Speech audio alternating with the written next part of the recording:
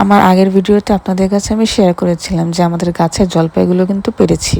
তো অনেক জলপাই, এত জলপাই কি খাওয়া যায় বলেন? তা কিছু জলপাই রেখেছিলাম টক খাওয়ার জন্য ফ্রিজে, আর এখানে বেশিরভাগ জলপাই কিন্তু আচার দিয়েছি, তাও কিন্তু নিজেদের জন্য না, আমরা নিজেরাও খাবো এবং আত্মীয় স্বজন যারা আছে সবার জন্য দিয়েছি। এই তো দেখতে পাচ্ছেন 2 কড়াই, আরেকটা কড়াই, 3 কড়াই ভরপুর আচার দেওয়া হয়েছে এবং 2 দিন লেগে আচারটা দেওয়া হয়েছে।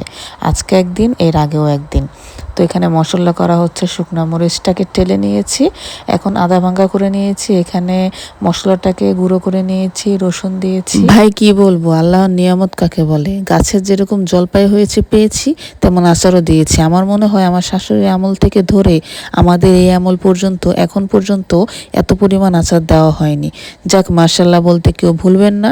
তো আচারের সবচাইতে মেন জিনিস হচ্ছে রোদ্রে দেওয়া। তো এখন রোদ্রে দিতে নিয়েছি আর এখানে বসে বসে পাহারা দিচ্ছি। আপনারা সবাই ভালো থাকবেন।